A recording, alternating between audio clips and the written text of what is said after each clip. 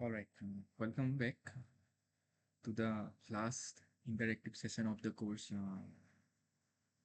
Fundamentals of Conduction and Radiation. And today, it being a extra session, will not kind of stretch it too long.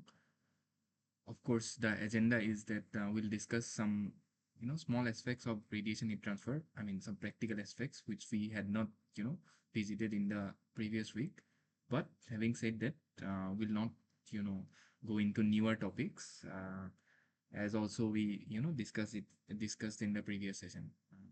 So, so what we will do is we will start this last session by revisiting the things that we have basically discussed in the last week, that is week 12, and then we will learn something today which is known as I mean it's an extended way of looking into a practical scenario where resistance network in radiation heat transfer is used, which eventually helps us to find the net radiation exchange between two surfaces, which people generally call it as radiation shields.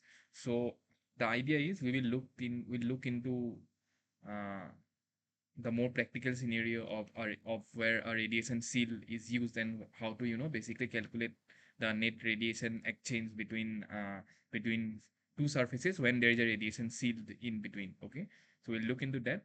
But and yeah, so once that is done, what we will do is then we will go through a quick recap of the entire course, starting right from the first lecture where we discuss the 4 years law of heat transfer and the three modes of heat transfer, to the final topic, that is radiation shield, which is of course associated with net radiation exchange between surfaces.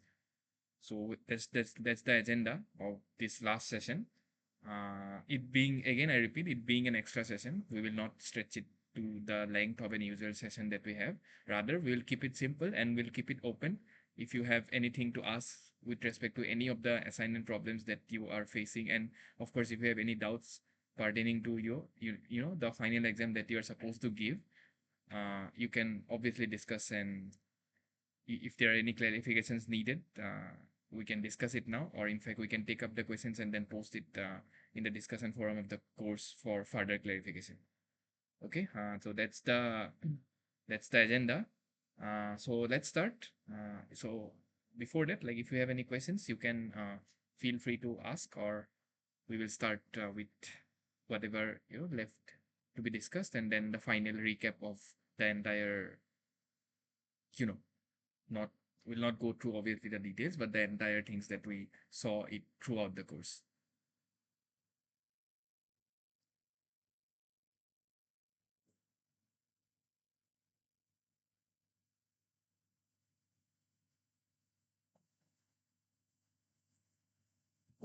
All right. So what we saw it in the last week is something which is known as radiation network, how to basically draw a radiation network for enclosures. And by enclosure, I mean we can have a 2-zone enclosure or a 3-zone enclosure, and stuffs like that. But we effectively looked into something which is known as, so yeah. So first of all, we looked into the cases where we could draw a radiation network. For instance, in the first case where we looked into the radiation network between two infinitely long parallel plates having emissivities not equal to 1, meaning that they are non-black bodies having a having a distinct emissivities less than 1.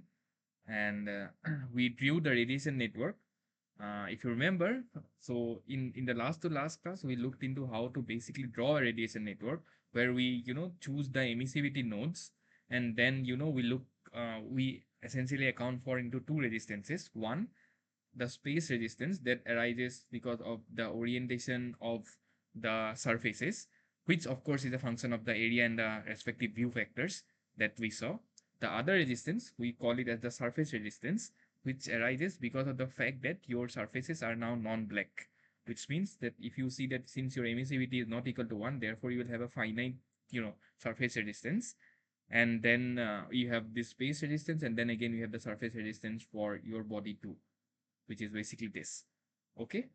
in fact, in radiation shield, this is basically an extension of what radiation networks that we draw for two, long infinite parallel plates. Except now the fact that if you are placing a radiation shield, as we will see, uh, so we will see that if you are placing a radiation shield on two, on two faces of the shield, that is, let's say on the left and the right faces, you can have, surfaces which have different emissivities, meaning that for one radiation shield you can encounter, and in fact you do encounter, two different surface resistances.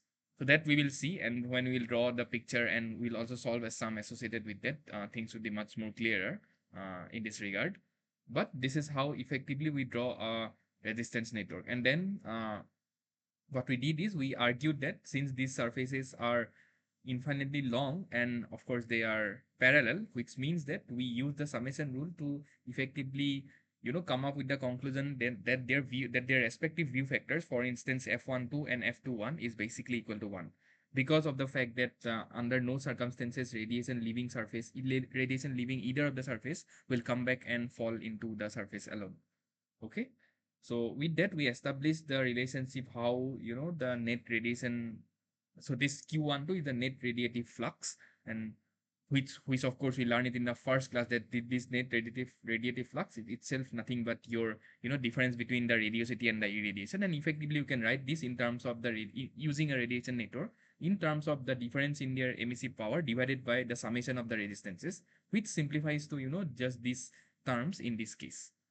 Okay, thereafter we looked into, I hope this is clear. I mean, it is a fairly straightforward scenario, but thereafter we looked into a more, a more interesting sort of a scenario, which we call it as the three zone enclosure, wherein we have, three plates that are in this fashion.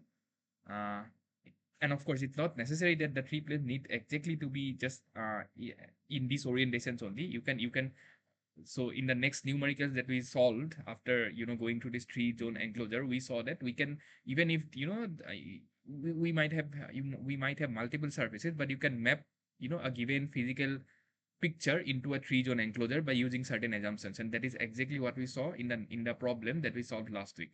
Of course we'll come back to this when we are going through, but the central line is that it's not necessary that the surfaces only need to be arranged in this manner.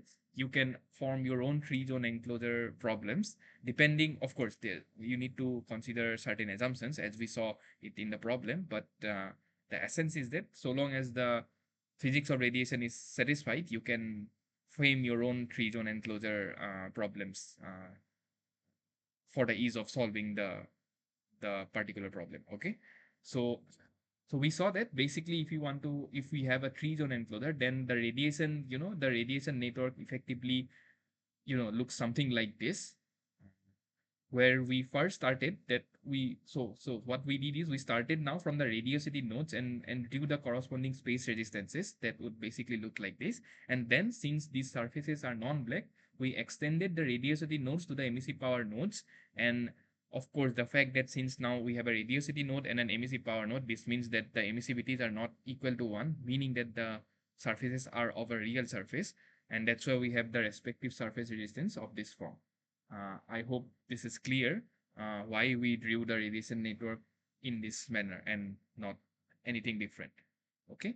The central point is that in a three zone enclosure, always start off from, I mean, it's up to you how do you do, but the good point is that first draw the space resistances and then try to observe whether your surface is a real surface or it's a black body. If it's a black body, as we saw it in the next numerical, then we will not have this emissive power, we will not effectively have this surface resistance, again because of the fact that your epsilon1 is basically equal to 1. So the surface resistance effectively comes out to be equal to 0, which means that your radiosity node is nothing but your emissive power node itself. Okay, and you just need to observe how your surfaces, what are the emissivities of your surface of the surfaces. Okay, so in an extension of understanding this three zone enclosure, we solved a very interesting problem involving an absorber surface and a heater which is kept in a room of some temperatures. Okay, and what we did is we kind of very we kind of very interestingly assume that the room surfaces are so large that the surrounding medium, which of course comprises of the room where the absorber and this heater is kept, behaves as a black body. And while doing so, what we could do is we could frame a three-zone enclosure problem out of this, out of this physical paradigm that we were given. Typically, because of the fact that we assume that whatever the radiation exchange that will take place from all the surfaces with the room can be modeled as a black body, meaning that the third surface, which was the surrounding, we considered it as a black body having emissivity 1, of course. And the rest two surface, one was the absorber surface and the other was the heater surface. So what was asked in this problem was that to find out what is the net, so we were basically asked to find out, I think, this Q12, if I correctly remember. Sorry, we were asked to find out Q2 basically. Q2 means the net radiation exchange with the absorber plate.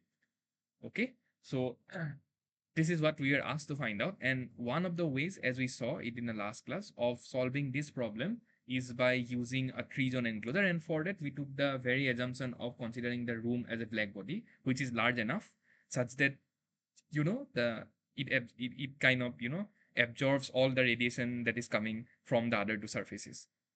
Okay. So this is something that we did. And we solved this problem again using a three-zone enclosure analysis. The only difference was that the third surface, which is basically this room, now no longer have, the surface resistances. That is typically because we considered epsilon 3 to be equal to 1 because of the fact that your room is a black body. Okay. So what we did is we drew this resistance network. Again, the objective was to find Q2, that is the net radiation exchange that is being taking place to the second surface. And we argued that for finding Q2, we first need to, calculate the radiosities J1 and J2.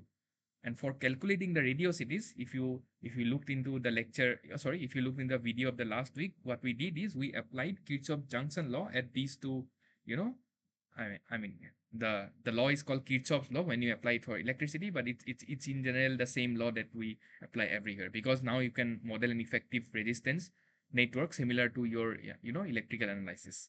Okay, so the central point is that we just applied the junction law at these two radiosity nodes, and we said that the current coming in this direction is just, going out from these two branches, and similarly we said that the current coming in this branch is basically bifurcated into the current going into the other two branches.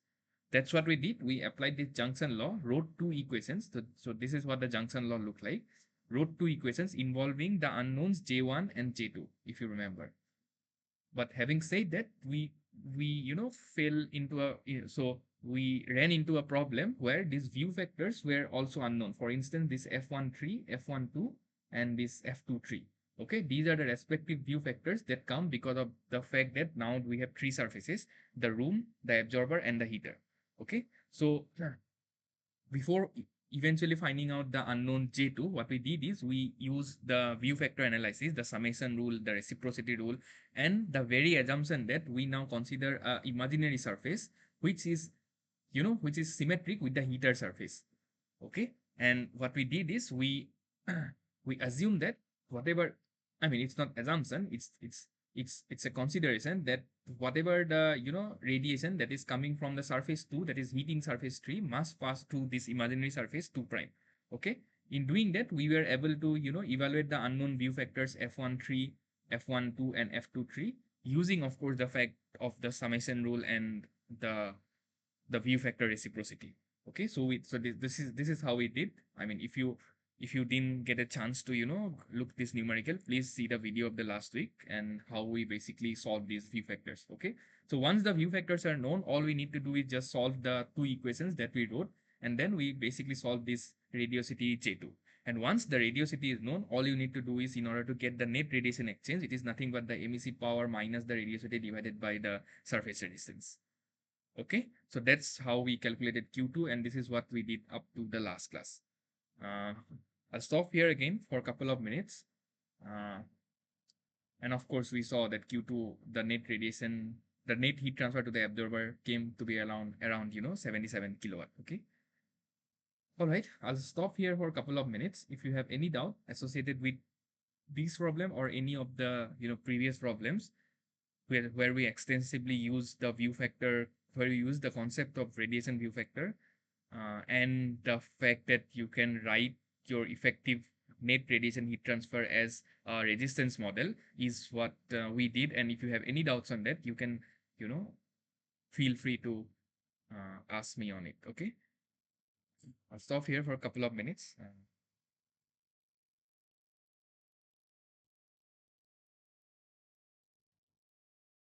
Yeah, that's the thing that we did in the last class.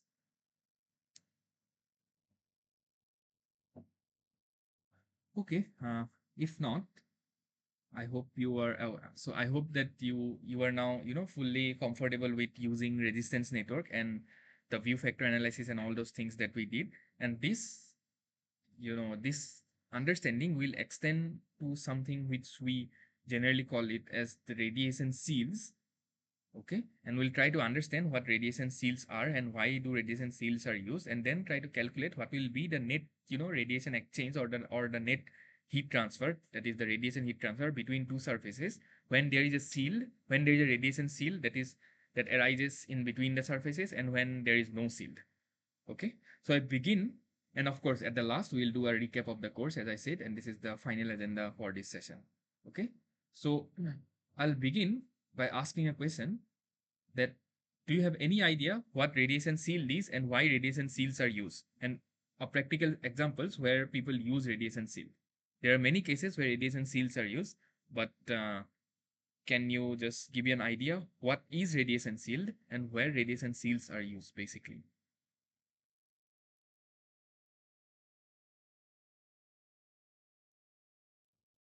Any idea on this?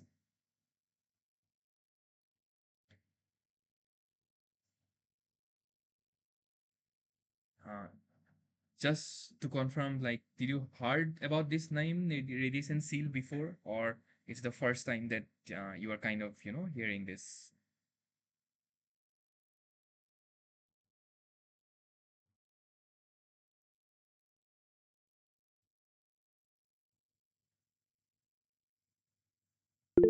Okay, to reduce radiation heat transfer between surface. Yes, exactly. So it's what the name suggests. Okay, it's just, so from the names, I mean, you are absolutely right. As the name suggests, it's called seals. Seal means you are basically sealing something. Okay, you are protecting something from, you know, from other things, from a particular thing or a particular aspect. Okay, so as the name suggests, radiation seals are basically extra surfaces, you know. It can be a continuous surface or it can be some, you know, surfaces that are attached together or things like that, how whichever design you seek to basically use. But the premier objective of using a radiation shield in, you know, radiation, in places where there is, you know, continuous radiation exchange between surfaces is is the fact that you want to minimize the radiation heat transfer between, let's say, surfaces 1 and surfaces 2. Okay, and the object and what radiation shields does it, they just add an extra resistance to the resistance to the already existing, you know, the resistance between the two surfaces. Okay, and that we will see basically. Now, as the name suggests, it's basically used to protect, or it's basically used to it's basically used to minimize the rate of heat transfer between surfaces. So can you tell me, if that is the case, as I have already written that, as you can see from the script, I have already written that the emissivity of the seals are very much less than the emissivity of, you know, these two surfaces. That is something that I am going to ask you, that why is the case that in order to minimize, okay, in order to minimize the rate of heat transfer between surfaces, you have radiation seals whose emissivities are much less than the emissivities of the general surfaces, let's say 1 and 2. Can you tell me why it is this way and not the other way around, that epsilon 3 1 and epsilon 3 2? By the way, just to clarify, as I said, this is the radiation seal, and we have two surfaces. Let's say this is the surface which is facing the object 1, and this is the surface which faces object 2. And what people generally do is they coat different materials on the two faces of this seal such that the emissivities on these face is equal to, let's say, epsilon 3 1, and the emissivity for this face is equal to epsilon 3 2. Okay, you can have seals which have the same emissivity, but in general you might also, you know, encounter radiation seals which have emissivities that are different on the two surfaces. Okay, now having said that, can you tell me, or at least give a suggestion, why the emissivities of radiation seals are generally very much less than the emissivities of the real surfaces. Uh, of course, I agree it is application specific, but the second question that I will ask is, where do you encounter such radiation shield in practical scenarios? A generalized industrial applications, or anything specific is something that I wish to know. That's the second question. Where do we basically? So the question is, where do we basically use radiation shield? The first question, why their emissivities are generally low, and the second question, why basically you need to have such low emissivities, and where do we seek to use them? Any suggestions or any like points or something?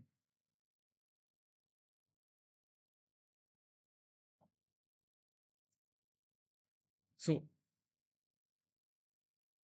so basically, just you need to understand that what happens when you have very high emissivities.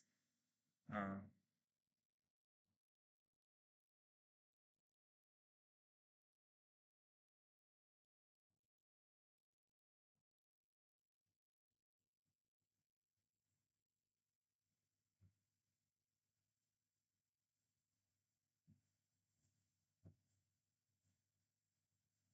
okay, I'll give you a hint. So typically, it's just from the name itself that if you are using radiation shield, meaning that you want to minimize the rate of heat transfer between surfaces 1 and 2. Okay. Now the only way you can minimize the rate of heat transfer is that, as I said, you are going to include an extra resistance to the surfaces of to the resistance network, of course. Okay. For instance, if I draw, so basically if I draw the resistance network, drawing the uh, resistance network without shield. That means what would be the resistance network if I don't have this radiation shield is something first that if we don't have this, what would be the resistance network is something that we'll first, have a look at. Okay. So can you tell me, if I don't have, if I don't have the shield, how many resistances will be there in my radiation network? Keeping in mind that these are non-black surfaces having values of emissivities epsilon 1 and epsilon 2, which is less than 1, of course. Can you tell me how many resistances will we have, and how the resistance network would look like? So in the resistance network that we will draw basically from EB1 to EB2, how many resistances will be there in this circuit? Can you tell me if I don't have a shield? Any answers?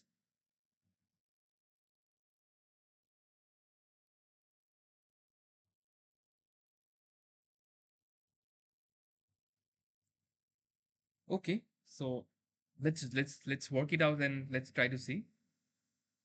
So as I said, while drawing the resistance network, always start off, at least in the cases, since these are kind of like two parallel plates having areas A1 and A2, and for the sake of simplicity, you can assume that the areas are basically the same, or it's up to you how you assume, but let's say you can, for the sake of analysis of the problem, we can assume that the areas of the two plates are equal. They might be unequal, but like it's the assumption that we can consider, or we may consider. Okay. Having said that, what you need to do is, for this parallel plate kind of configuration, always start off from the emissivity nodes EV1, okay, to the extreme end of the emissivity node EV2. Okay. Now for this surface only, because of the fact that you have a distinct value of emissivity which is not equal to 1, we will encounter a surface resistance. Okay. We will basically encounter a surface resistance like this. Of course, the value of this surface resistance is 1 minus epsilon 1 by what? By this A1 epsilon 1. Okay. This is the value of the surface resistance associated with plate 1. The surface resistance, and then of course, between the space between plates 1 and 2, as plates 1 and 2, we saw there will be a space resistance, which you can write it as 1 by A1 F1 2. Okay, or you can write it as you can of course or write it as 1 by A2 F21. And from the view factor reciprocity rule, we can obviously argue that your A1 F12 will be equal to your A2 F21. Okay, and then the next resistance will be the surface resistance associated with the surface of plate 2, which is nothing but 1 minus epsilon 2 by A2 epsilon 2. Okay, so this is the resistance network when there is no radiation shield, okay, in between the two plates. Now, if I want to write the net, radiation exchange between the surfaces 1 and 2, which I will denote it as Q1, because when I write Q1, I mean, it means the fact that it's the net radiation exchange, it's the net radiation heat transfer that we are interested in. Okay, so this Q1 would basically be equal to what? It will be equal to EB1 minus EB2 divided by 1 minus epsilon 1 by A1 epsilon 1 plus 1 by A1 F12 plus this is 1 minus epsilon 2 by A2 epsilon 2. Okay, so this is what is the net radiation exchange between the surfaces 1 and 2 if there is no shield. Okay, and for the sake of simplicity, what we will do is we'll assume that my plates are of the same dimension, which means A1 is basically equals to A2, and then I can just write this as Q1 equal to what? I can just write it as A times EV1 minus EV2, okay, divided by 1 minus epsilon 1 by epsilon 1, okay, plus 1 by F12, because this A1s and A2s are just equal to A1 basically because of the fact that the areas are same. So we'll just write it as some generic A. And then this becomes equal to what? 1 minus epsilon 2 by epsilon 2. Okay, so if you simplify, let's do some simplification. This would be what? This would be A times EB1 minus EB2 divided by, this becomes 1 by epsilon 1 minus 1 plus 1 by F12 plus this becomes 1, sorry, this becomes 1 by epsilon 2 minus 1. Okay, now what we will do is we will do a simple v vector analysis, because of the fact that since my plates are parallel, I can just write that for plate 1, or you can do the similar analysis for plate 2. You can simply write that your F11 plus F12 is basically equal to 1, that is from the summation rule. Okay, and we know that this F11 is equal to 0 because of the fact that your plates are just straight plates, and under no circumstances the radiation leaving one will fall back on the surface one itself. Okay, which means that I can just write that F12 is equal to 1, and you can also argue that when you do this for your plate, this is for plate 1, and when you do this for your second plate, you can eventually show that your F21 is also equal to 1, and that's what I have written it here. Okay, which means that this term eventually come out to be equal to 1, and then I can write the net radiation exchange between the surfaces when there is no radiation shield as A times EB1 minus EB2 by 1 by epsilon 1 minus 1 plus 1 by F12 is just equal to 1 now, and then it just becomes equal to plus 1 by epsilon 2 minus 1. So if you just rearrange stuffs, this and this would basically get cancelled, which means that my net radiation exchange is now just A times EB1 minus EB2 by what? 1 by epsilon 1 plus 1 by epsilon 2 minus 1. That's it. This is the net radiation exchange between the two plates when, of course, their areas are same, and and there is no radiation shield in between. Okay, and we will just name it as equation 1. Okay, now I think it's the same repetition of the problems that we did in the last week, and that's why we're kind of moving a little bit fast. It's just that draw the radiation network and try to calculate what is the net radiation exchange between the two surfaces. Okay, now the interesting things happen when you put a radiation shield in between the two surfaces. So so what we will see is now when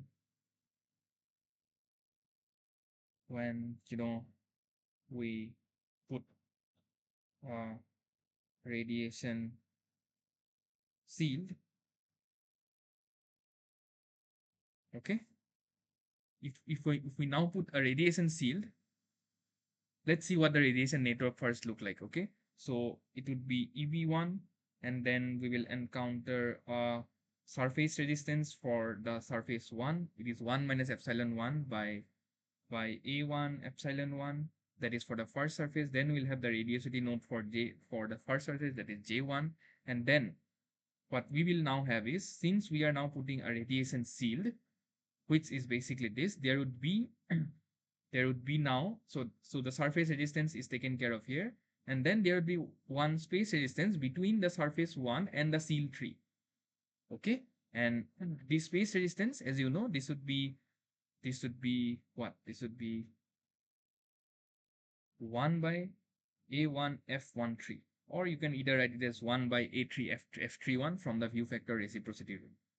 Okay, now after the space resistance, okay, what we will have is, we will have one more surface resistance that is associated with the surface of the radiation shield that is facing the surface 1. Okay, that is basically the space resistance associated with the that is the left side of the radiation shield, and that is facing surface 1. Okay, associated with the emissivity epsilon 31. Okay, so this space resistance would be what? So it would be 1 minus epsilon. So we'll write it as epsilon 31 because it is from the surface of the radiation shield which faces the first surface. Okay, that is 1 minus epsilon 31 by A3 epsilon 3 31. Okay, this would be the surface resistance that is associated with the surface of the shield that is facing the first or facing the left surface. Okay, and then again we'll have one more, what you call it as the space resistance that is between the radiation shield and now the right surface. Okay, and then it would be 1 by A, you can write it as what? You can write it as A2 F23, or either you can write it as A3 F32. Okay, and finally, I don't have much space here.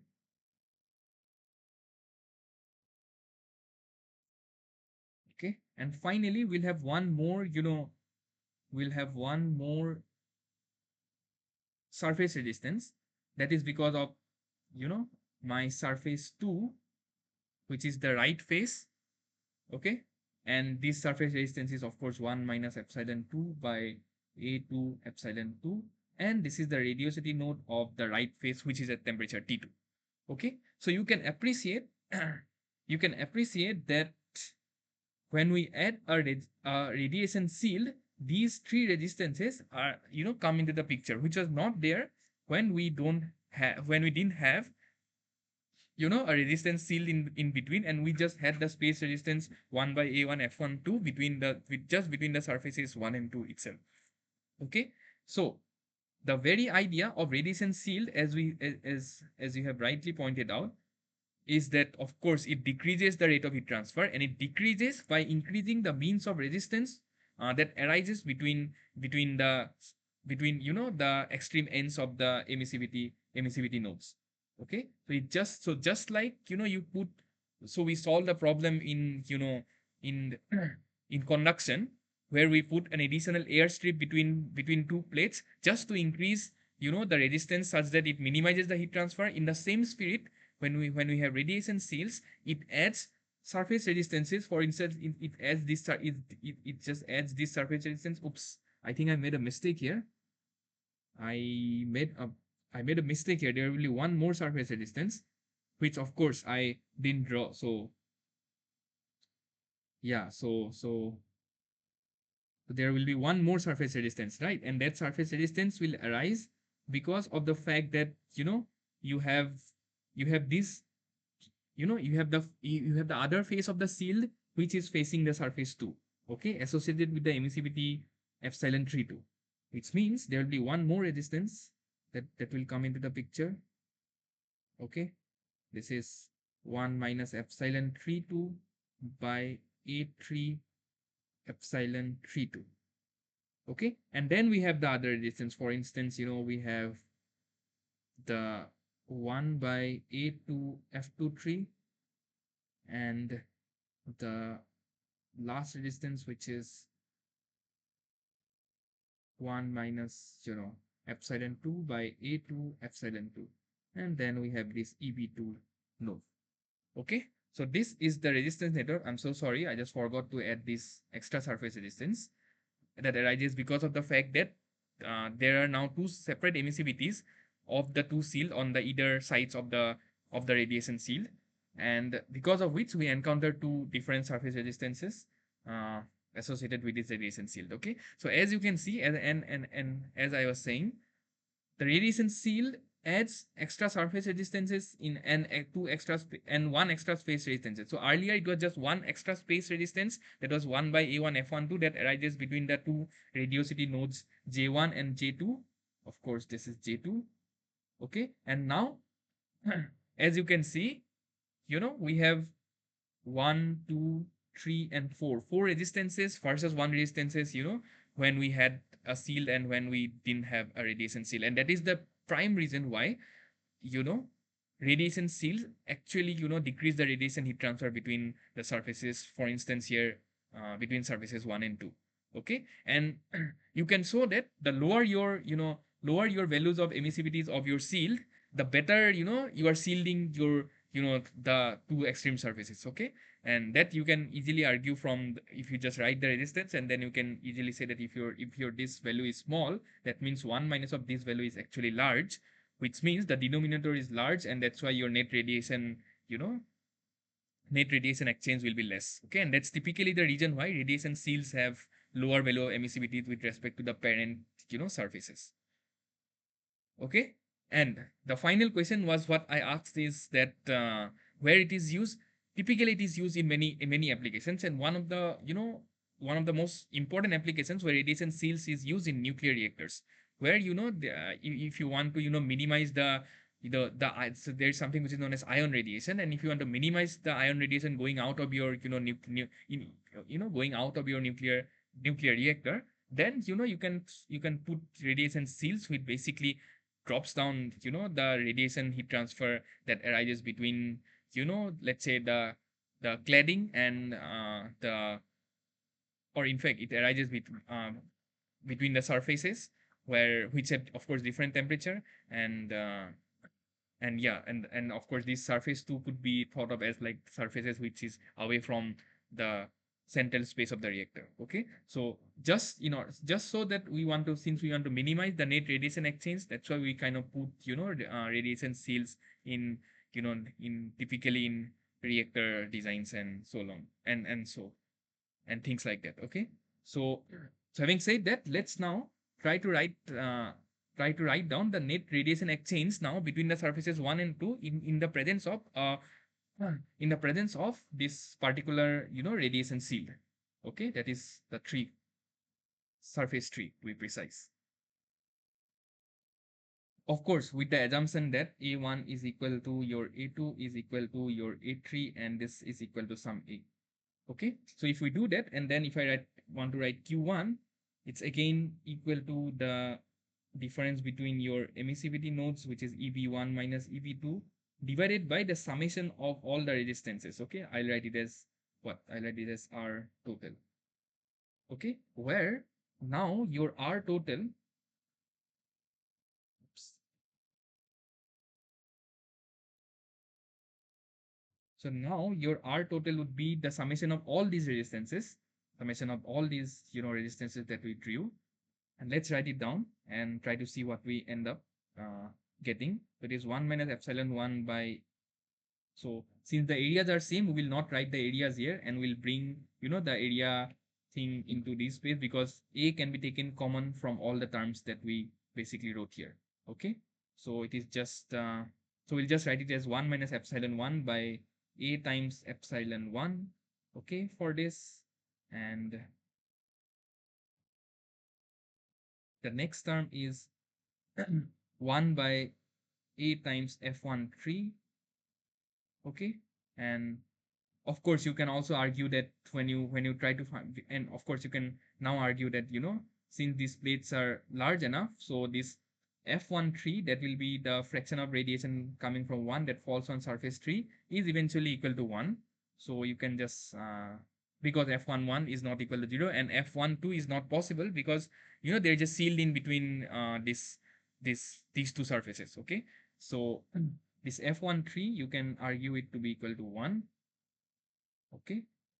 And then this term just ends up to be equal to 1. The next term is, of course, 1 minus epsilon 31 by A times epsilon 31.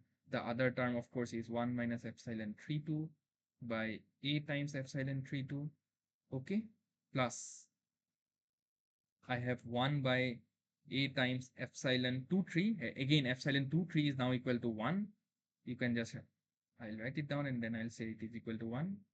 Uh, the same analogy as we did for epsilon 1, 3. This is of course equal to 1. And finally, we'll have one more, surface resistance for the surface 2, and this is 1 minus epsilon 2 by A times epsilon 2, which means I can now simplify it as, so I'll just take my 1 by A common from everywhere, and then I can just write it as 1, 1 by epsilon 1 minus 1 plus 1, okay, plus 1 minus, what I can write?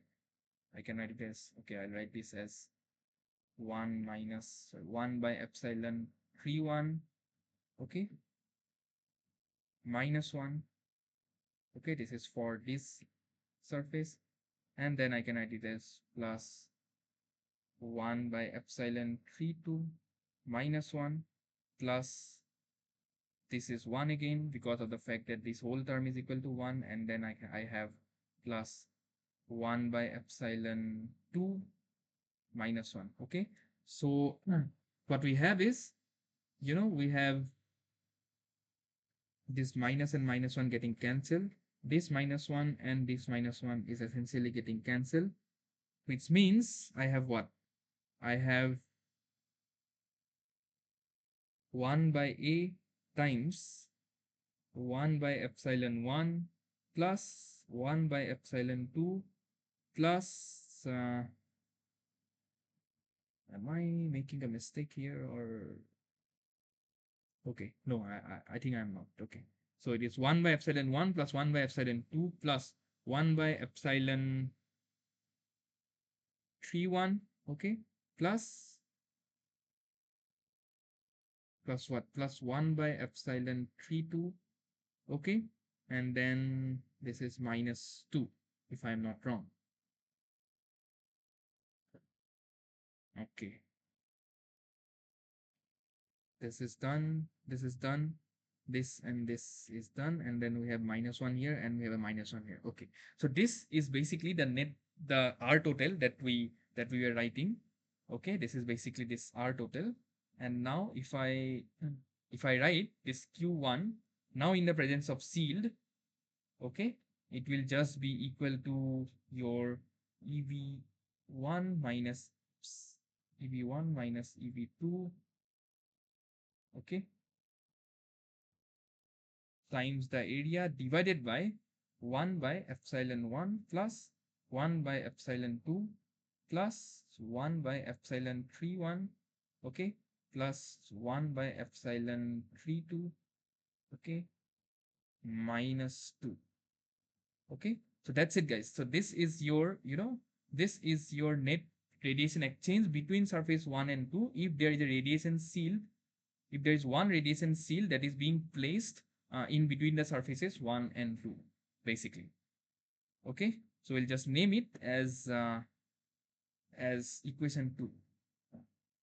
Okay, all right. So this is just, we are just adding resistances because of the fact that now there is a shield and the surfaces of the two sides of a shield, they have different emissivities due to which there is a surface resistance that is, coming into the picture. There are two surface resistance essentially coming into the picture apart from the individual surface resistances from the corresponding plates 1 and 2. Okay, so we'll do something interesting now. What we will do is, let's do one thing. Let's divide equation 1 by equation 2. Okay, which means all I am asking you is, what is the rate of heat transfer from the net rate of heat transfer, of course, from surface 1 with shield and without shield. So first one is without shield and the second is, it is without shield, and the second is with shield. Okay, and you can very nicely observe that if we just take the ratios, if we just take the ratios of equation 1 and 2, these terms will basically cancel each other because they are just the same, which means I just have, I just have this term as what, 1 by epsilon 1 plus 1 by epsilon 2, okay, plus plus what, plus 1 by epsilon 3 1 plus 1 by epsilon 3 2 minus 2, okay, divided by 1 by epsilon 1 plus 1 by epsilon 2, okay, and what, I think we have a minus 1 with that. Okay, so so that's it, guys. That is exactly the ratio, okay, of the rate of heat transfer without shield to the rate of heat transfer with shield. Okay, oops, just didn't do it nicely.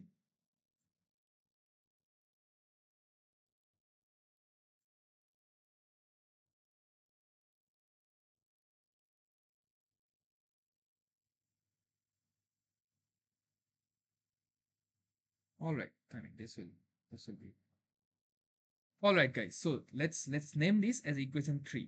Okay. So this says that how much will your rate of heat transfer decrease when you are basically placing a radiation shield to the to the rate of heat transfer when there is no radiation shield. Okay. And let's do a quick exercise here. Let's choose epsilon 1 okay, equal to epsilon 2 equal to epsilon 3 1 equal to epsilon 3 2, and this is all equal to epsilon. Okay, this is a special case where we are just assuming that all the emissivities of the two plates 1 and 2 and the two surfaces of the shield 3 1 and 3 2 to be just epsilon. Okay, this is just a special case. We'll just name it as a special case. Okay, in this context, if I now evaluate the ratios, let's see what these ratios turn out to be. Okay, so if I just evaluate this, it turn out that your your Q1 without to Q2 with shield, sorry, this is 1 to your Q1 with shield, this ratio now come out to be equal to what? So all the epsilons is just all the epsilon 1, epsilon 2, everything just is just epsilon, which means what? I have just 1 by epsilon plus 1 by epsilon plus, yeah, so this means I have 4 f1 by epsilons, which I can now write it as 4 by epsilon minus 2, and then I have 2 by epsilon minus 1. Okay, and let's do this. So if I just take, what I can do, I can, okay, so I can do a very nice thing here. What I can do is, from 1 I'll just take 2 common, that is from here, you know where it is, from here I'll take 2 common, which means this q1 without by q1 with shield.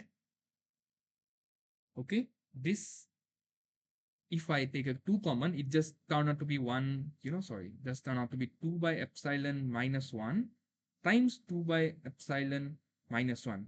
Okay, and this is exactly same, so I can just cancel, which means we end up getting a very nice result that, I can write it as q1 without by q1 with shield, and this is just equal to 2. And if I just write it in the other way around, q1 shield is equal to your sorry I can just write it as Q1 sealed is equal to your Q1 without sealed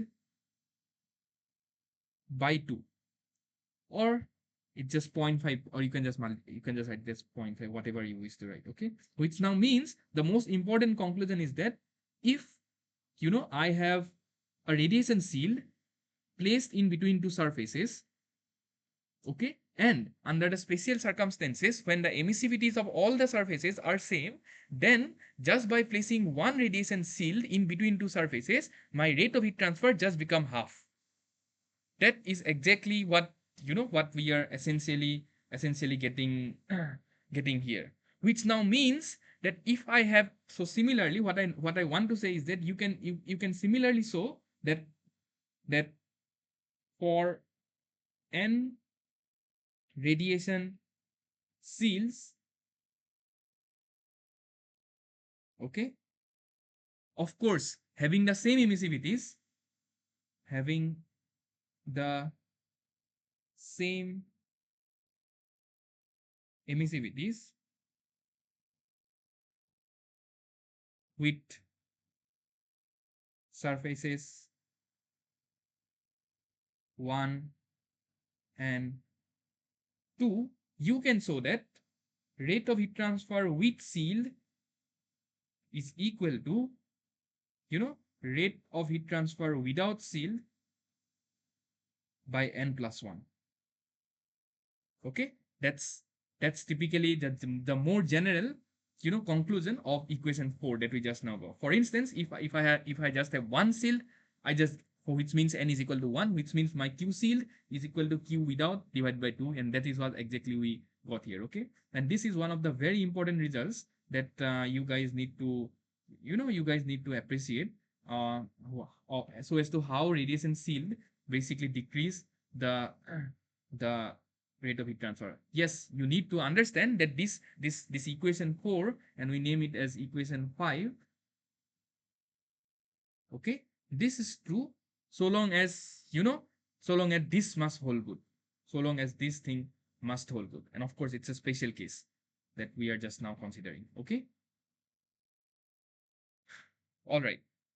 So now you can at least appreciate how basically radiation shield decreases the net radiation exchange between two surfaces of interest that we are just now considering. Okay. However, I repeat that in general, the emissivities of radiation shields are much lesser than the emissivities of the parent surfaces. Okay.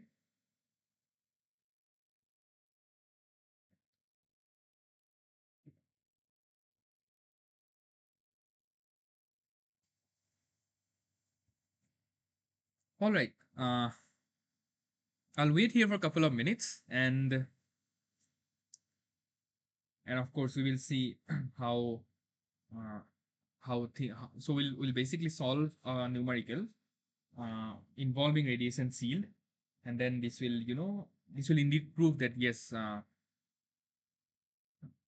yes, I mean radiation shield do minimize the rate of heat transfer between the two surfaces. Okay, so but before that, if you have any doubts, you can ask me, or you can write it in the chat box, or uh, you know whichever way you feel appropriate. Okay.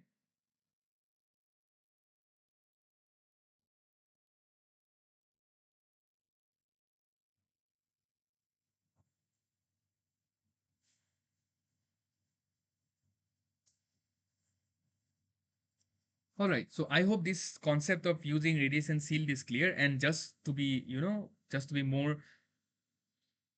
just to make things complete, what we will do is we will solve a numerical that involves using of radiation shield. Now we don't have, you know,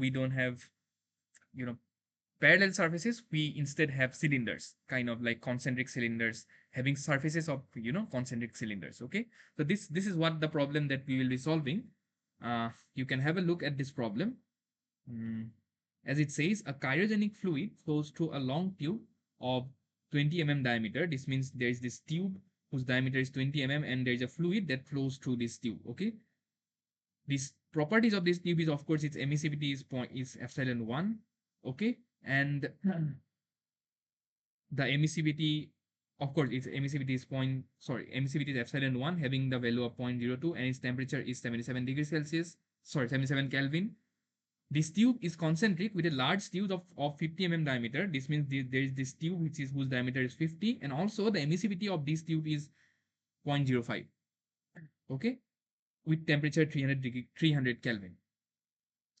Okay, that is given to us. Now what they say is that the space between the surfaces is evacuated, which means this space, that is the space between this tube and this tube, is evacuated.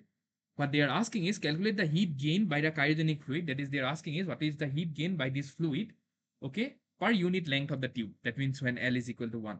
And then what they are doing is they are now placing a radiation shield of 35 diameter with emissivity 0.02, which means that the emissivity of the shield is also equal to the emissivity of the two surfaces, inserted in the midway between, of course, between the inner and the outer surfaces. And then they're asking us what we did just recently to calculate the percentage change in the heat gain when you are evaluating, when you are inserting the radiation shield in between the two surfaces 1 and 2.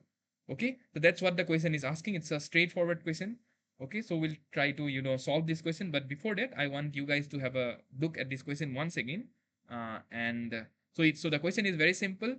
There are surfaces 1 and 2 having same emissivities, okay, and when there is no shield in between two surfaces, you are asked to evaluate the rate of heat transfer.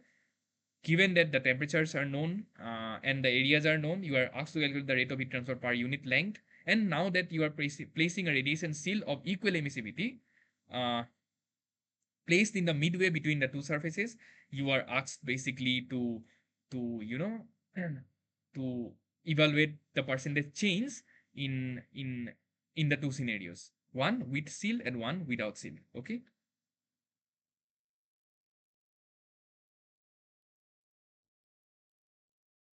all right, so that's what we need to do. So let's start this problem.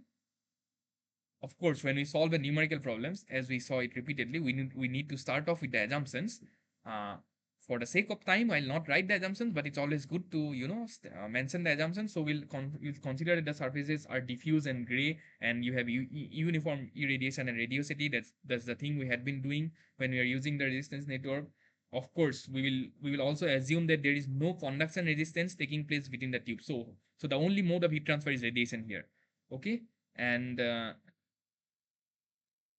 of course, you can also assume that these tubes, kind of form a two-zone enclosure kind of things, okay? Meaning that we are neglecting kind of the end effects and things like that, okay? So these are the three premier assumptions, although I'll not write it for the sake of, for the sake of repetition and for the sake of time we have. But in practice, if you are solving this problem in any exam, in any theoretical exam, in any, written exam, you need to always start your problem with the assumptions, okay? So I'll directly do that. So for case one, what we will do is for case 1, that is without that is without shield, you know I can straight away draw my resistance network. This will be just EB1 and it is just the same, so we'll not just spend much time dwelling here. Okay, so this is J1, it is 1 minus epsilon 1 by A1 epsilon 1. Okay, then J1 is the radiosity node of surface 1. Then I have the space resistance between surfaces 1 and 2, which is 1 by A1 F12. Okay, then it becomes J2, and then this becomes what? This becomes 1 minus epsilon 2 by A2 epsilon 2, and it becomes equal to EB2. Okay, which now means if I want to calculate Q1, which is the net radiation exchange uh, of surface 1 associated with surface 1, it just it just becomes equal to what? So this you can write it as EB1 minus EB2, okay, divided by 1 minus epsilon. So this epsilon 1 and epsilon 2 are equal, so we need to take care of that. So it is 1 minus epsilon 1 by A1. So A1, you can just write it as how? So you can just write it as phi times D1 times L, okay, times epsilon 1 plus 1 by A1 is phi D1 L times F12. This is the space resistance that we have. And then this is 1 minus epsilon 2 by A2 is phi D2 L times epsilon 2. Okay. So what you can do is, if you kind of rearrange this equation, if you kind of rearrange this, just do a simplification and rearrange, you can do is, I'll take pi dl common from this denominator. Okay. And if I do that, if I take this pi dl common, I can just write it as EV1. I mean, you just need to substitute value. But before that, I'm just trying to simplify my expression, and that's why I'm just doing this. Okay. So it's just this times pi d1l, and this just simplifies to 1 by epsilon 1 plus 1 minus epsilon 2 by epsilon 2 times d1 by d2. Typically, because this f12 is equals to 1, that we have seen multiple times, and just, taking this pi d1l common from here, you'll just have a ratio of d1 and d2 in this part, and that's what we had. And this is basically just equal to 1, which means this just turns out to be equal to 1, because we are taking pi d1l common. And that's the simplification that we have basically done in this step. Okay. So now, since we are asked to basically evaluate the rate of heat transfer per unit length, what we will do is, we'll just bring this L here. This is Q by L, and we'll just denote it as, this is 1 actually. So this is Q1 by L. We'll just denote it as Q1 prime by L, which denotes the rate of heat transfer, the net rate of heat transfer due to radiation per unit length of the tube from surface 1. That's what this Q1 prime 1 denotes. Okay.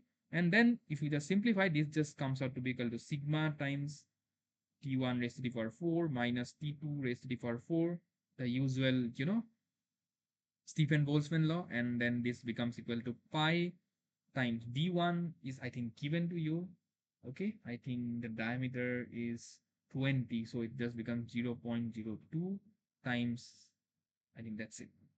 Okay, there's nothing here in the numerator, pi times 0.02. And then I have epsilon 1 to be equal to 1 by 0.02, which is this plus 1 minus of this simply turns out to be equal to what? So what is epsilon 2? Epsilon 2 is equal to, okay, I just mistook one thing. Epsilon 2 is not equal to 0.01, it's 0.02, and epsilon 1 is equal to 0.02 to be precise. Okay, so it is 1 minus, so epsilon 2 is equal to 0.05, so it is 0.05 by 0.05 into the ratios of what? D1 and D2, which is nothing but 0.02 by 0.05. Okay, that's it. We just need to substitute the values, keeping in mind that my sigma is what? It is 5.67 into 10 to the power minus 8. Okay, of the unit watt per meter square Kelvin to the power 4, that we all know.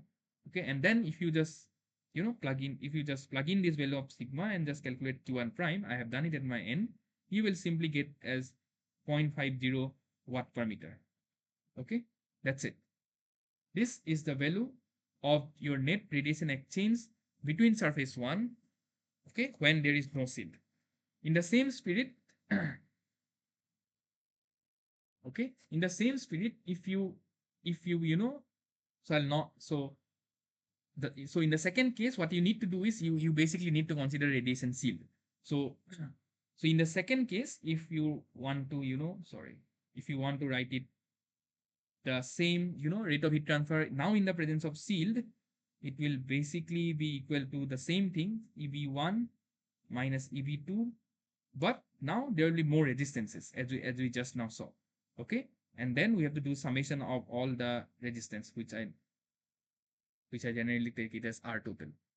Okay, and this R total, now this R total would be equal to, as we just now saw it in the previous problem as well, it is 1 minus epsilon 1 by A1 epsilon 1 plus there would be now 1 by A1 F13. Okay, because of the fact that there is a radiation shield in between the surfaces 1 and 2, and that's why I have this F13 coming into the picture, plus I have what? So I have the surface resistance associated with the radiation shield, which means it is 1 minus epsilon 3 by A3 epsilon 3. But it is said that on both the surfaces of the radiation shield, they have the same value of emissivity, which means the second, so which we so the generic emissivities which we considered at epsilon 3 1 and epsilon 3 2 in the previous problem, it is just epsilon 3, which means this term which was repeated once again, it is just the same thing, so I can just multiply it with 2. You need to understand this, because now the two surfaces of the radiation shield is basically having the same emissivity, and that's why it is just uh, 1 minus epsilon 3 by A3 epsilon 3 multiplied by 2. If they had different emissivities, then of course you have to use this as epsilon 3 1 plus 1 minus epsilon 3 2 by A3 epsilon 3 2. Okay, but since they have the same emissivity, I am just multiplying with a 2 here. And then again, I have this space resistance between 3 and 2, which is 1 by A2 times F23 plus 1 minus epsilon 2 by A2 epsilon 2. Okay, and you can very easily show that this is equal to 1.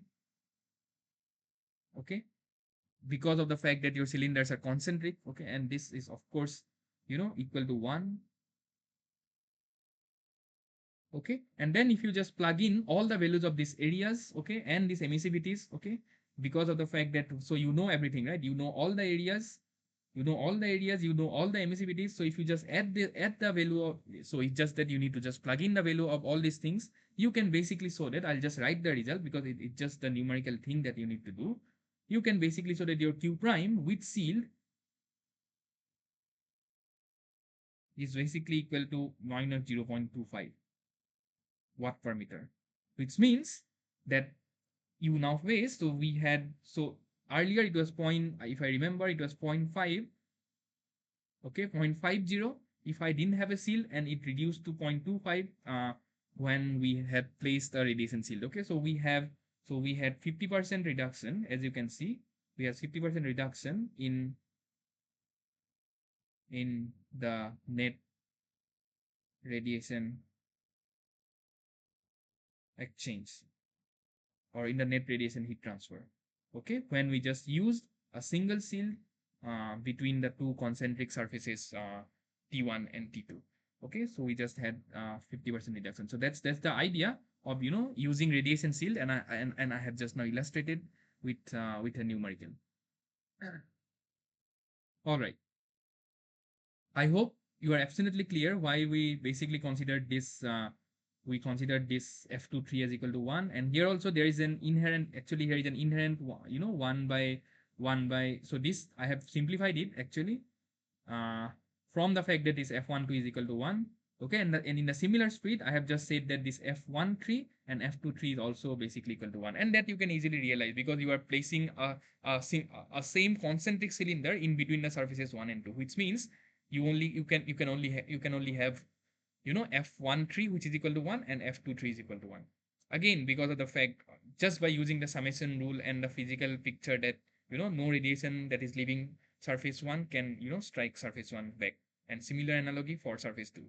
Okay, all right, so I think this finishes our discussions on radiation shields. Effectively, we saw what radiation shield is, we saw where radiation shield is used, we also saw how radiation shield basically minimizes the heat transfer, by solving a problem, and also by understanding it from the resistance perspective in the previous exercise that we did. Okay, so this essentially finishes our discussions on radiation heat transfer, and of course on the entire course as well. I thank you very much for joining. We'll do a quick recap of what we did in the throughout 13 weeks of interactions that we had. So so what we did is we will go from just week 1. So if you remember, in week 1, what we did is we kind of looked into the 3 modes of heat transfer, to be precise, and try to understand what conduction, convection, and radiation is, and then into a very generic and a very famous law, which is known as the Fourier's law. We started off with that and tried to understand what Fourier's law is, and we kind of solved some interesting numericals based on this Fourier's law. Okay, so this is something that we did in week 1. In week 2, what we did is So in week 2, what we did is we immersed ourselves into conduction heat transfer, specifically, where we first learn to use learn to basically use how Fourier's law can be used basically to get the fluxes and temperatures and so on and so forth, and study the very famous equation which is known as the heat diffusion equation. And essentially we saw that this heat diffusion equation essentially comes from the energy equation itself. Okay. But it's valid in case of a static scenario having a lot of assumptions that we considered, but we essentially knew how, or we kind of applied how to basically use uh, this heat diffusion equation that we derived.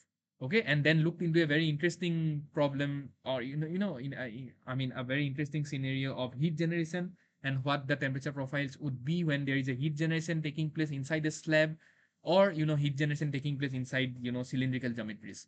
We argued that whenever there is heat generation taking place at least inside a slab, the temperature profile now becomes parabolic, which was earlier a linear profile if we were in a steady state scenario with constant properties and no heat generation. So heat generation alone brings the change in the temperature profile with respect to the earlier simpler scenario. Okay, and then what we did. So this is something that we did in the second week. In the third week, what we did is we looked into constructing resistance network, typically for geometries like slabs and cylinders. Okay, that's what we essentially and we argued that whenever there is no heat generation taking place inside a slab or a cylinder, your temperature profile, at least for the slab, is linear. So you can effectively write that your rate of heat transfer is nothing but the change in temperature at these two faces divided by some resistance. Now this resistance is different for different geometries. In case of cylindrical geometries, it is just L by Ka, if you remember. In case of spherical geometries, it is Ln the ratio of the outer radius to the inner radius divided by 2 pi kl. And if I have a spherical geometry, it is just 1 by 4 pi k times 1 by ri minus 1 by r naught. Okay, this was the resistance in case of spherical geometries. Okay, so this is something that we saw. It's a very interesting and a very deep, it's a very deep way of learning conduction heat transfer when we are able to draw resistance network between the temperature nodes. Okay, and then in week 4, what we did is we basically look into heat generation in slabs and cylinders, is something that we saw in week 4. This is again, involves solving the heat diffusion equation completely, using the appropriate boundary condition. Then in week 5, we saw one of the most practical applications of conduction heat transfer, and this is known as heat transfer from extended surfaces, which people call it as fins, basically. So we saw how to basically deal with these fins and what would be my equation that governs the temperature profile in case of a fin. And we looked into something which is known as fin effectiveness, which speaks the rate of heat transfer with fin to the rate of heat transfer without fin, and we look into something which is known as fin efficiency, which speaks what would be the rate of heat transfer whenever there is a fin to the maximum rate of heat transfer that would take place from that fin whenever, and this is possible when the entire fin was at the base temperature. So this is something that we saw, and then we ended the discussion on fins by looking into something which is known as the fin array, that whenever there is not a single fin and there are multiple fins stacked together separated by a distance, how to basically deal in those sort of scenarios. And we define something which is known as the overall fin efficiency, which you can of course write it in terms of the individual fin efficiency and all the areas that come into the picture. Okay, so that is something that we saw in case of extended surfaces. Okay, then in week 6, if you remember, uh, what we did is we now went into the 2D heat transfer. Okay, so in all the other in all the other scenarios, up till until this point, we only dealt with one dimensional heat transfer. But now we say that my temperature profile is no longer a function of just one spatial variable, but it's function of two variables, let's say x and y. And then we looked into a very famous technique for obtaining generic solutions for 2D heat transfer. Yes, I agree that there are certain assumptions and limitations of this technique, but this technique is of course very powerful because it's an analytical technique. Okay, and this is known as separation of variables, as you can see here. The only I would say limitation of separation of variable, I won't say it's a limitation, but you go it's up to a certain space where the separation of variable is can be used.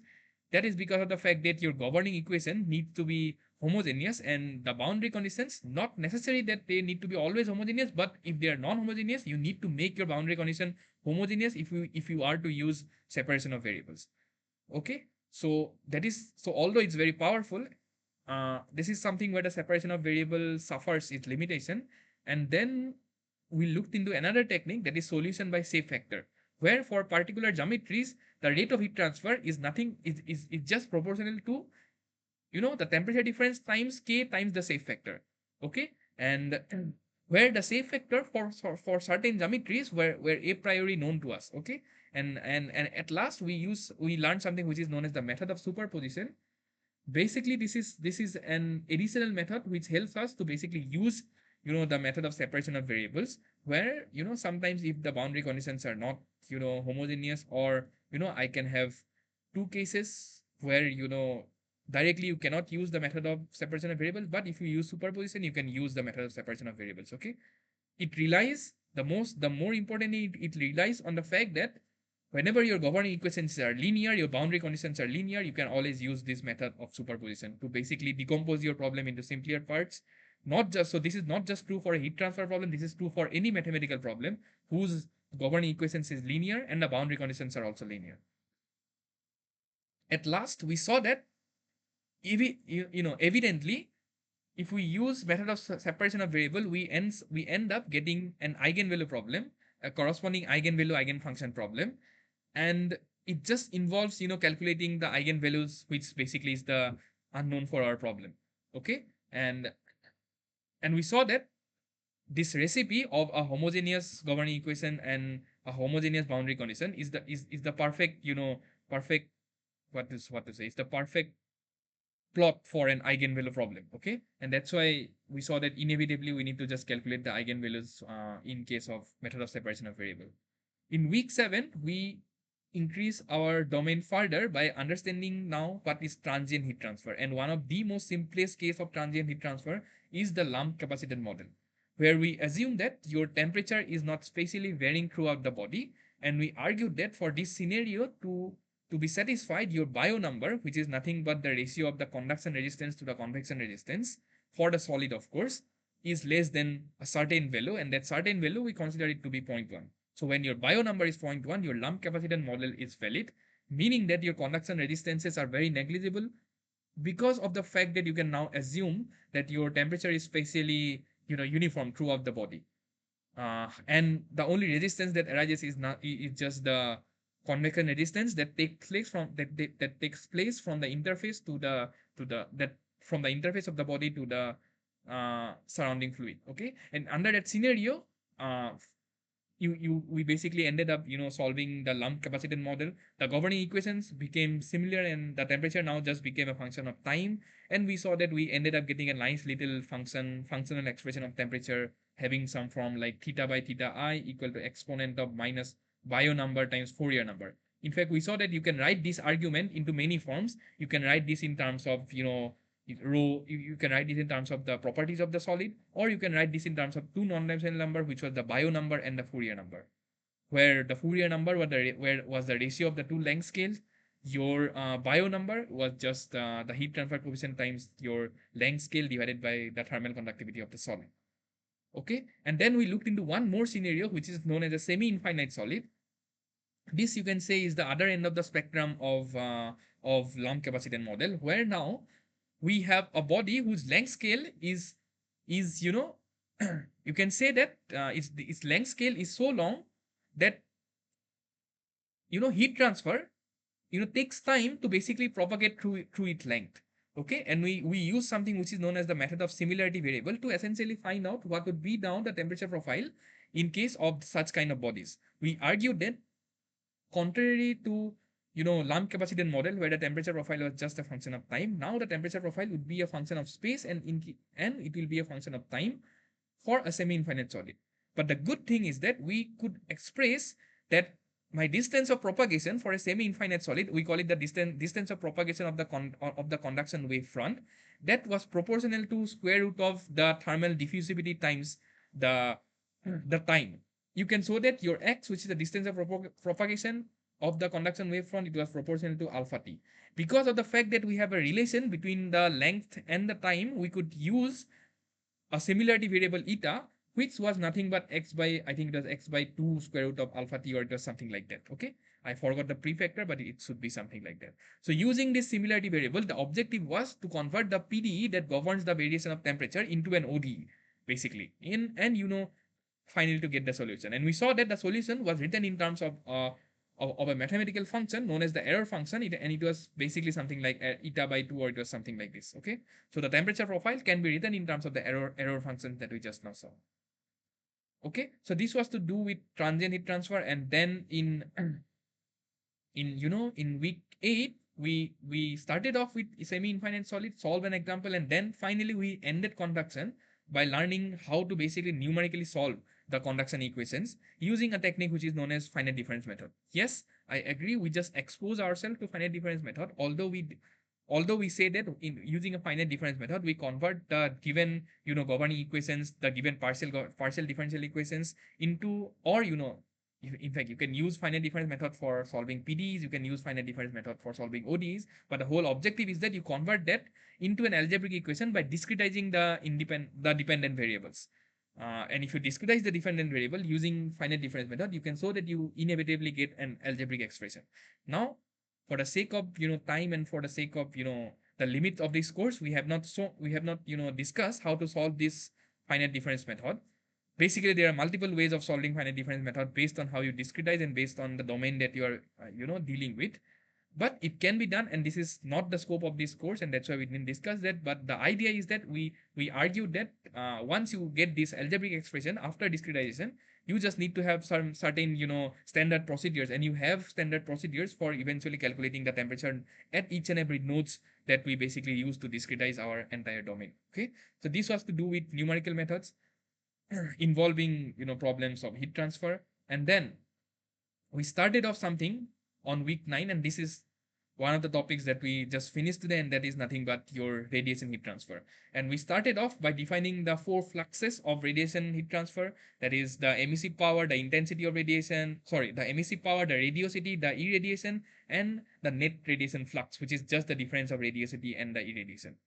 Okay, and then we move into defining a most important parameter, I would say, of radiation, which is known as the intensity of radiation. And we argued that unlike in different methods like conduction and convection, this intensity of radiation depends on the direction through which we are looking at and the particular value of the wavelength, which means that the radiation properties in general, they have directional dependence and they have wavelength dependence, which we call it as spectral properties, spectral and directional properties, to be precise. This is something new that we saw, which was not present in case of conduction, in case of conventional conduction and convection, which we looked earlier. Okay, and then we saw something which is known as black body radiation, which is a kind of limit to the which is a kind of extreme limit to radiation heat transfer and the properties associated with black bodies. Okay, thereafter what we did is we looked into emissions from real surfaces, discussed something which is known as band emission, because of now we know that radiation properties, for instance emissivities and things like that, depends on wavelength. So what fraction of that what fraction of energy lies between what wavelength is something that is best described by using band emissions. And this is something that we saw. And then we looked into the property which is known as emissivity, which essentially differentiates between a black body and a real surface, and looked into 2 laws, which is known as the Kirchhoff's law we looked into the Kirchhoff law, and we defined formally what a gray surface would be. This was for week 10. In week 11, what we did is we looked into something which is known as radiation exchange between surface, because we understood that unlike convection or conduction, radiation is a two-way phenomenon. So just by defining the the fluxes for one surface is incomplete. Rather, it's best described and it is best understood when we kind of evaluate the radiation exchange between surfaces. And for that, what we did is first we learned what is one of the most important concepts in radiation, and that is known as the view factors. We started off by defining the integral form of the view factors. Okay, and then we looked into how basically Fij would look like. It was nothing but Fij equal to 1 by Ai integral over the two surfaces cos theta I cos theta j divided by the square of the distance of separation multiplied by the differential areas that we just considered. Okay, and then we looked into two important, principles, I would say, of view factor, that is the view factor summation rule, okay, and the view factor reciprocity. The view factor reciprocity can be proved from the integral forms of the view factor that I just now stated. Because of the fact that your view factor is just a function of the orientation, you can just say that Fij times, Ai is equal to Fji times Aj. Okay, and then after, learning this view factor, we looked into the radiation network, how to basically draw a radiation network, you know, using the nodes of emissivities and the radiosities. Okay, this is something that we saw in week 11. In week 12, what we did is, we extended the understanding of radiation network for enclosures. Okay, and we solved the problem of a 3-zone enclosure. Okay, we saw how to basically draw the radiation network for a 3-zone enclosure, and then, effectively we solved the problem associated with it. And finally we concluded today in week 13, okay, where we saw what radiation seals are. Okay, and why do we basically use a radiation seal, and what basically radiation seals do, and how they decrease the rate of heat transfer. Okay, so this is something that we that we saw throughout this course. We spent it nice little 13 weeks of discussion. It was very fruitful, and I thank you all for you know for going through the videos at least, and trying to be active throughout, and you know, for all the questions that you asked throughout the entire series of the videos and throughout the entire course. Okay, so with this, I wish you all the best for your exams. If you have any questions further, always feel free to post it in the discussion forum of the group. Having said that, this is the last video of this entire course. It was great, it was great interacting with you guys. I thank you all for patiently bearing with these 13 weeks of interaction, uh, of around 2 hours that we all did. And I wish you all the best for your exams. And thank you very much. So we end this discussion today, and I wish you all the best. Thank you.